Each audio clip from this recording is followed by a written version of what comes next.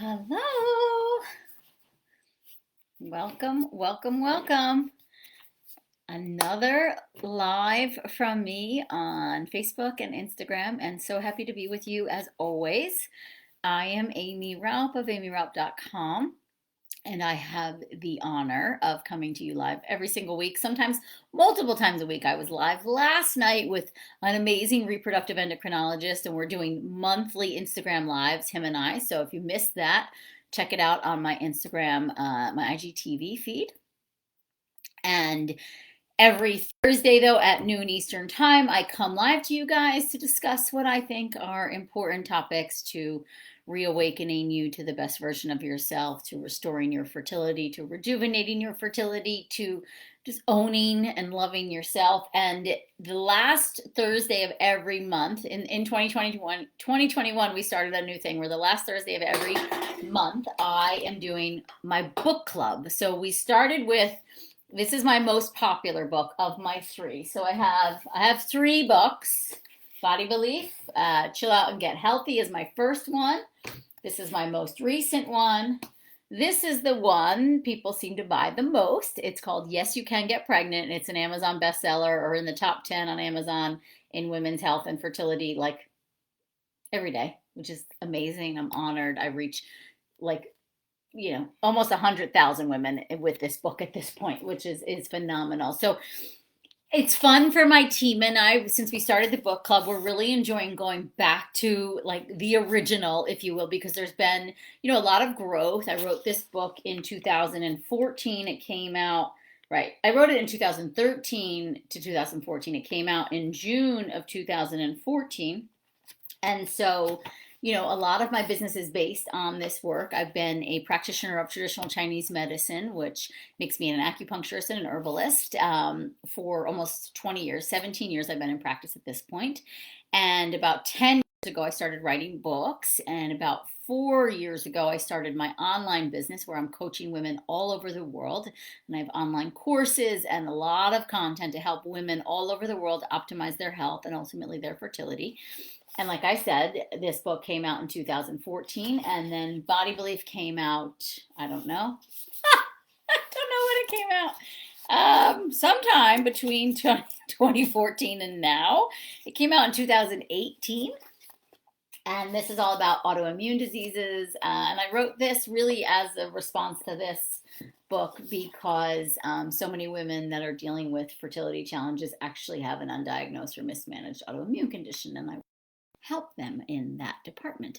So anyway, if you don't have your book, I did give you guys homework last book club, which was 4 weeks ago, to go ahead and read chapter 1, get a copy of your book, Yes, You Can Get Pregnant. It's available on Kindle and physical book. It is not available on audio, but I think it should be. So if anybody works at a book house or publishing house and wants to get me an audiobook deal, let's do it. I have a great agent. But it should be on audio too, especially in my voice. I think it'd be great.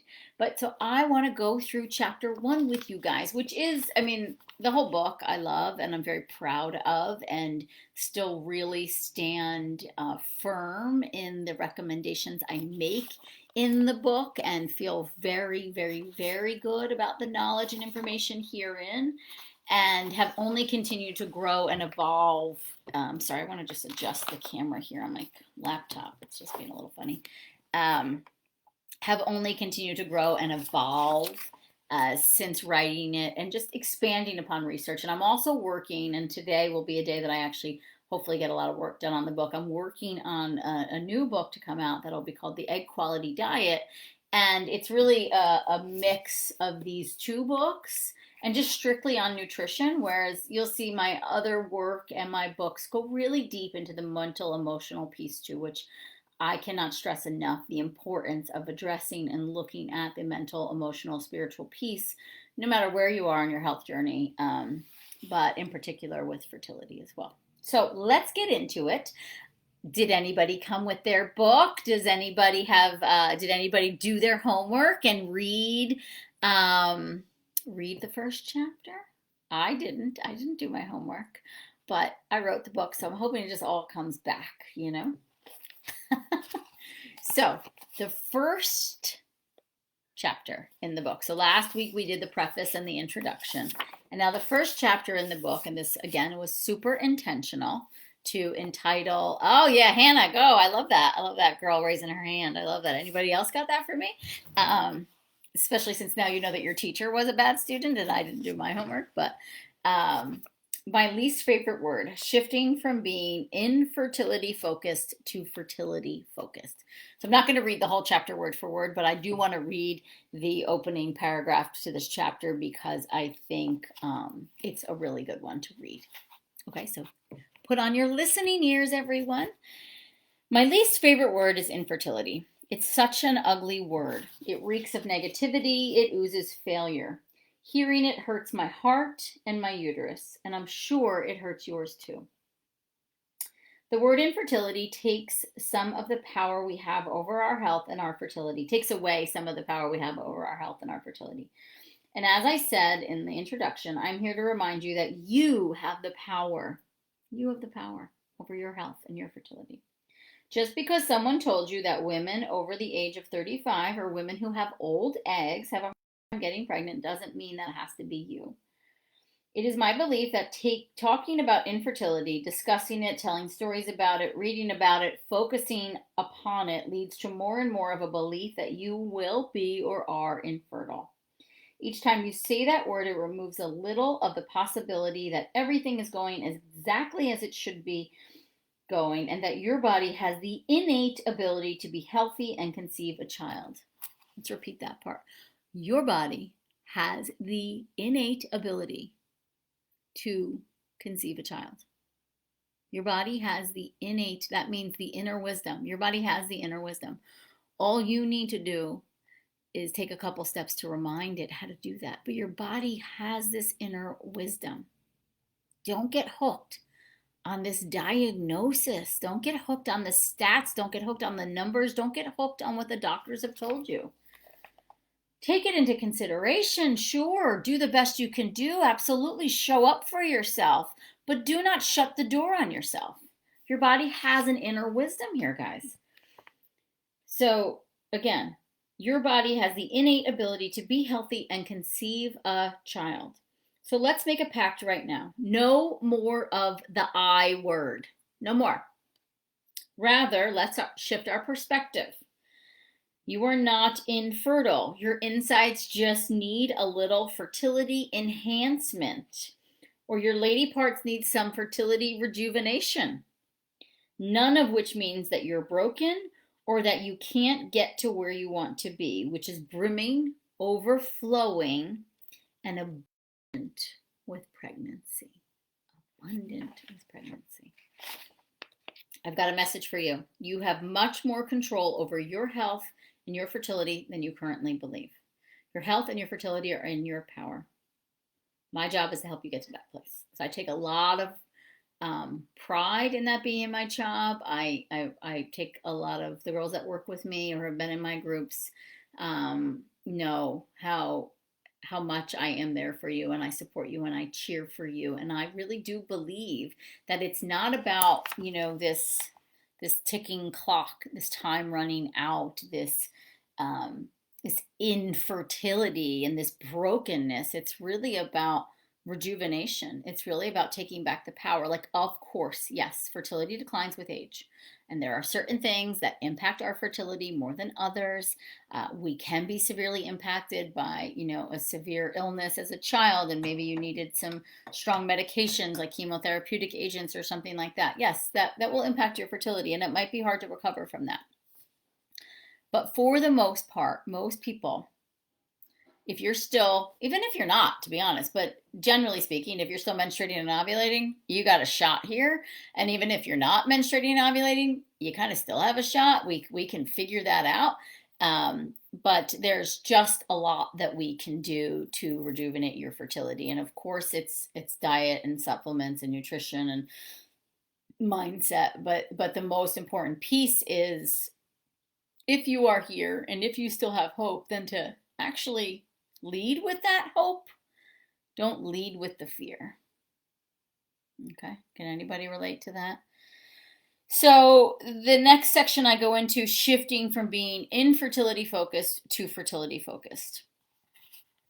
Um, and I go through what a day in my clinic can be like, what a day in my coach. Now, I didn't have a coaching practice back when I wrote this book. Now I do too. So yeah, it bounces around. I have like some of the most amazing, gorgeous success stories. And then the next call is a woman who just had her sixth miscarriage and it fucking sucks. And so um, I see the mercurial ness of fertility challenges and the journey. Yeah, I can relate. It's hard at times. It's really hard at times. Like, I think we own that. Like, it's hard and it's scary. And it's hard to not get into that mindset of like, time is running out. No matter what age you're at, time is running out. Time is running out. Time is running out. What am I doing? What am I doing? Is this ever going to happen for me? When is it going to happen? What am I doing right? What am I doing wrong? How do I change that? Right. So it's hard. But can we slow ourselves down enough to just feel like, right now, in my heart of hearts, I actually still believe that this is a possibility for me. I still believe I can have this baby. And so, although I'm scared, although there's these statistics and there's this fear and there's this diagnosis and this, chronological age or whatever it is, for some reason I still have hope. And so, for right now, what I want to do, I think what's most in alignment with your spirit is to honor that hope. And so we shift our focus from infertility to fertility. We stop hating all the pregnant women and instead we look at them and we say, wow, wonder how she did it. Maybe she had a journey. Maybe I'll be that woman next year and someone's going to look at me with hateful eyes. Think about that. So being fertility challenges is insane and erratic and heartbreaking and something I wish no woman should ever have to endure. But what all this starts with is a woman coming into my office seeking help in becoming pregnant. So I'm encouraging you to form the I am fertile belief because that belief serves your fertility for the better. As always, I say to my patients, there is so much good that comes from being optimistic. Optimism brings you joy and hope into your heart and your uterus. When you are trying to conceive, optimism serves you. Hope serves you. Believing in your fertility serves you. And I would also point out that, like, just you being here, just you picking up this book, just you tuning in, following me on Instagram or Facebook, tuning into what I have to say, you have some hope. So I don't think you have to go and find more hope or go and find more optimism. It's not about that. It's not about adding things because that might feel like too much work or inauthentic. That's not what I'm asking of you. All I'm saying is honor that hope, honor that belief, however small or big it is, honor it. And just say, I must have it because I'm still here. I must have it because I'm still in this game. I still want to pursue this child. Call me crazy because I'm X years old, or I have this diagnosis, or my FSH is this, or I've had this many unsuccessful attempts. Like, whatever it is, call me crazy. But guess what? I still have some hope. And I want you to get more aligned with this, the hope in here, the belief in here that you're pushing down because it's too scary to believe because you don't want to be let down, versus all the grueling statistics and diagnoses and, heavy, crappy experiences, the trauma that's in here. Come back here. Honor that. Yeah, it's been a rough process. This has been a rough journey. It gets hard at times, as one of you said, right? Honor that. I'm not asking you to not honor the not so great feeling emotions, and I'm not asking you to have, what's the new word that they're talking about? Toxic positivity. I think that's annoying and definitely doesn't help anybody. Honor the hope. Just acknowledge, I'm here. I must still have hope, right? There's something in you that is fighting for some light, fighting for some attention. Give it that. So take a moment right now and repeat your new mantra. I have the power to change my health and improve my fertility. I have the power to change my health and improve my fertility. I know it's not easy, but I also want to share with you, I know we're like spewed all the statistics, and this is one of my favorite statistics from the book. There's a lot more in this chapter, so you should read it. So Our Western world, modern reproductive medical minded society says the reason for the rise of fertility challenges is simple. Since the 1970s, the proportion of women in the United States having their first baby after the age of 30 has quadrupled. So, to the Western medical world, the fact that women are having children later in life explains why our population is suddenly having such a hard time getting pregnant. So, at this point, I was only 10 years in. From my 10 years of clinical experience, now I have 17, and I still fucking believe that. I believe it even more now. I definitely don't believe age is our only issue. It may be an issue for some, but it's not the major issue at play here. And in fact, here's some outstanding research. I'm reading from chapter 1 of Yes, You Can Get Pregnant. The widely cited statistic that 1 in 3 women ages 35 to 39 will not be pregnant after a year of trying, for instance, is based on an article published in 2004 in a very esteemed journal, the Journal of Human Reproduction. Rarely mentioned, put your listening ears on here, ladies, rarely mentioned is the source of the data for the research. Are you ready for this? French birth records from 1670 to 1830. The chance of remaining childless, which was 30%, was also calculated based on historical populations. In other words, millions of women are being told when to get pregnant based on statistics from a time before, are you ready? A time before electricity, antibiotics, and fertility treatment. And all these information we have about antioxidants and diet, and before we introduce all these fucking pesticides and chemicals into our environments. Most people assume these numbers are based on large, well-conducted studies of modern women, but they're not. So I hope you took that in, okay? In even more recent studies on age and fertility, the Journal of Obstetrics and Gynecology found that sex with at least twice a week, 82% of women 35 to 39 got pregnant within a year, compared to 86%. So the difference between 27 to 34-year-olds got pregnant 87% of the time within 1 year of having regular sex. So 87% of women 27 to 34 got pregnant within 1 year of having regular sex around ovulation. 82%, so 4% less of women 35 to 39 got pregnant within that same exact time frame. So that is not 60% drop off. Am I right? Or a 30% drop off, because they're saying women under the age of 35 have like only a 60% chance of getting pregnant. So it's actually, this study shows an 82% chance of getting pregnant. So it's 22% higher than what the current medical research is telling us. Another study showed that 78% of women 35 to 40 who had sex at their fertile times were pregnant within a year. Again, not 60%, 78 and 82%. And 84% of women 20 to 34. So there was, in that case, 6% percentage point difference. Yes, fascinating. So I want you to shift your focus that, yes, there are fertility challenges. They are real. You are probably experiencing them yourself. They suck. They're frustrating. They are devastating. It is real deal trauma and devastation. I'm not underestimating that. But I am asking you to shift your focus from infertility to fertility, because there is a lot of fertility going on. A lot of it. So fertility from a Chinese medicine perspective, which I want you guys to really read this in the book, but if you don't know about Chinese medicine, I mean, what I do is so much more than just acupuncture. We really do a whole health analysis. We look at you from every single layer, like bowel movement, sleep, mental, emotional, diet, of course, body temperature, skin, hair, nails, all of that I take into account. And from that, I get to assess your level of health, your level of our 3 vital substances: essence, chi, and blood. You can get into the book for more details on this. But the key here to know is that all the symptoms. So I have women, they have poor sleep habits, they have poor digestion, they have eczema, psoriasis, skin issues, cystic acne, headaches, joint pain, migraines, irregular menstrual cycles, plotty heavy periods, really light periods, missed ovulations, late ovulations, all of that, cold hands and feet, hair falling out, hair thinning, floaters in their eyes, like nails break, I have a whole list of symptoms in this book and in my book Body Belief. And I basically make people go through the symptom checklist when they work with me or one of my coaches or one of my associates.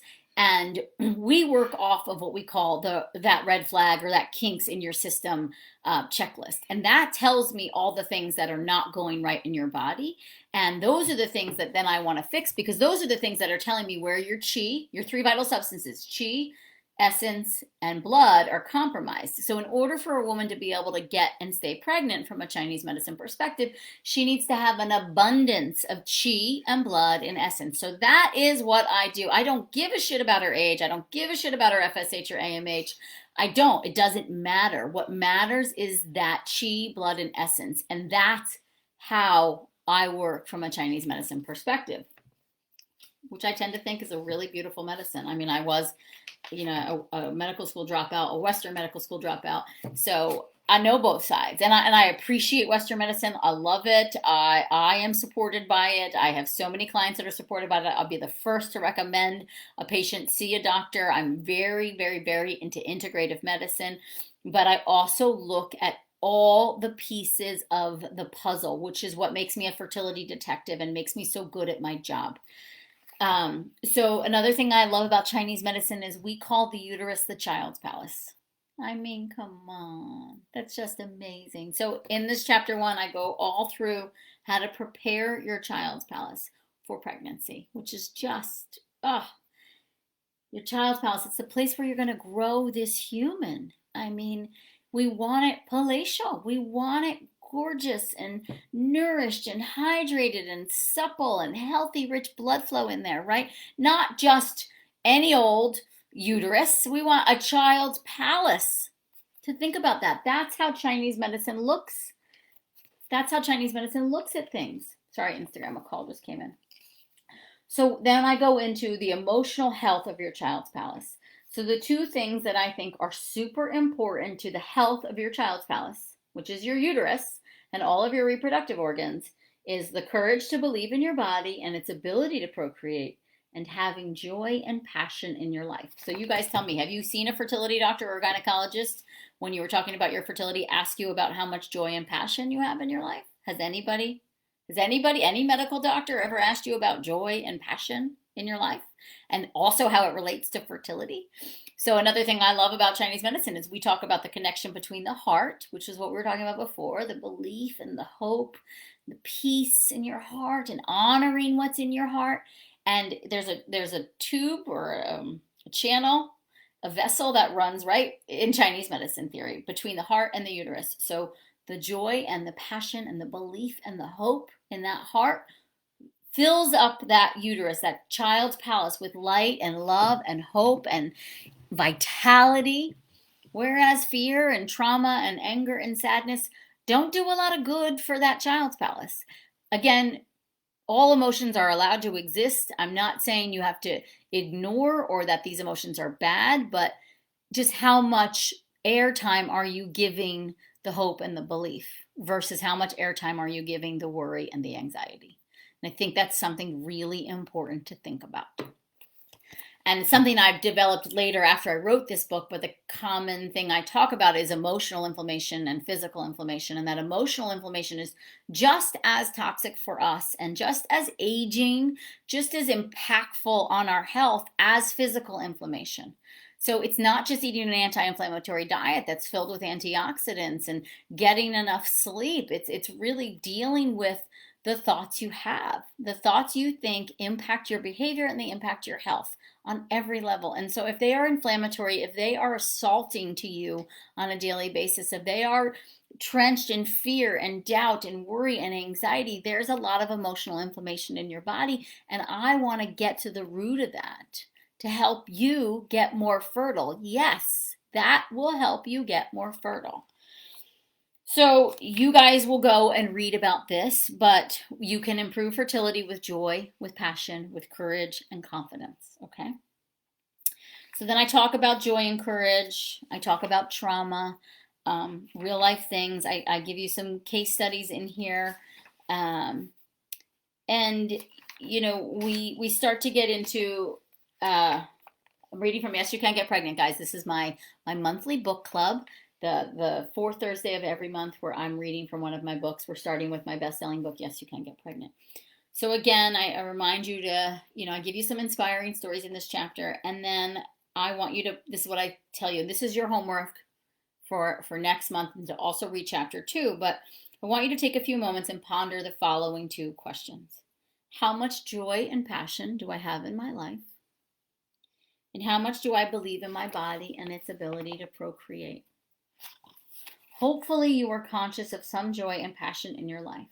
Hopefully you believe in your body at least a little bit.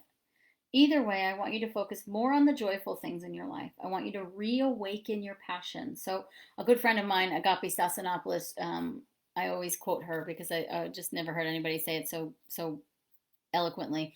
It's not about finding more things in your life to add joy and passion. It's about clearing away stuff to allow the joy and passion to come back up. So just as I was saying in the beginning of this, it's not about going and searching for more hope and belief. It's about honoring the fact that just you being here is hope and belief enough. Listen to your spirit. Oh my God. That's like a sign from the universe. So the picture of, I still have the picture from my miscarriage, with the sonogram picture went before I had miscarried of the baby in my uterus, and I have my mala hanging over it, and that's just the weirdest thing in the world. Like for some reason it just completely fell over. You see it back there? See? Maybe I need a reminder of like I'm still allowed to believe in my ability to procreate, huh?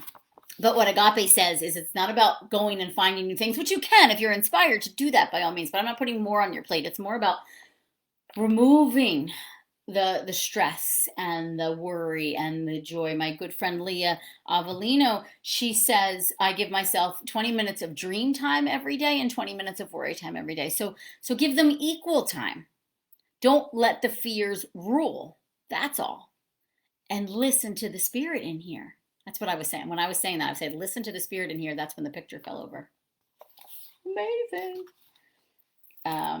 Okay, so I'd like you to do these 3 things starting today. Before going to bed each night, write down 5 things that brought you joy that day. It could be something simple, like I had an awesome healthy lunch, or it was great to catch up with a good friend, or my workout today felt great. My relationship brings me so much joy. Number 2, so 5 things that brought you joy that day. Number 2, each morning speak this simple affirmation to your child's palace. While lying down, put your hands over your lower abdomen and speak this affirmation either aloud or in your head. Dear uterus, you are the palace of my child, and I believe in you. I send you love and joy. You are a beautiful palace brimming with fertility, and I fully believe in your ability to get and stay pregnant. That is what we call my child's palace affirmation. And number 3, promise me from here on out, to all of you, promise me, you're not going to use that I word anymore. You're going to say, I'm dealing with some fertility challenges. I got some rejuvenation to do. I've had a shitty run so far when it comes to making a baby, but things are turning around. Things are looking up because there's a lot of fertility around me, and I'm feeling empowered, and I'm making these changes, and I'm standing in my belief and in my hope more than in my worry and in my fear. I need you to decide to embrace courage and hope and look for joyful things in your life each and every day. Without these conscious changes, getting pregnant is going to be more difficult than it needs to be. Reclaim your fertility. Believe in your body. Send love to your child's palace. Okay, so that's enough for now. That's what I say. And then chapter 2 is all about anatomy and physiology, but that is our book club for today. And I also have something really important to share with you guys that are still on and want to hear about a new offering that I have for all of you, because we get so many questions, which is amazing. As I've grown socially, so many questions from you guys. Instagram, Facebook, email, DMs, I mean, loads and loads of questions. And I don't always have the time to answer everybody's question, and that doesn't feel good to me because I really like to be a beacon of hope and support for you guys because this journey is very challenging. So we are launching a new offering. It's going to be a monthly Q&A with me. You can learn all about it if you go to amyraup.com/askamy. Ask Amy. ASK, and my name is spelled AIMEE. The first monthly Q&A is going to happen on March 4th. They are going to be recorded so you don't have to join in live, and it is $11 to submit a question. You only get to submit one question, and I get to, truncate that question if I need to, or mix it with another woman's question that's about the same, so that way I can get to everybody's questions. But head over, all the information and a little video from me is on amyraup.com/askamy. And the first monthly Q&A is going to be on March 4th. It's going to be on Zoom, actually. We're not going to do it on Instagram or Facebook because it's private. You have to pay to submit a question. So we're keeping the link private to anybody who pays and submits a question. And then if you can't make it live, you get the recording within 48 hours after the Q&A. So it's a pay to play kind of situation. It's only $11, which I think is like, about just as much as you would spend at Starbucks on a large coffee drink thinger. So $11 to get the 17 years of clinical experience up here to answer your question.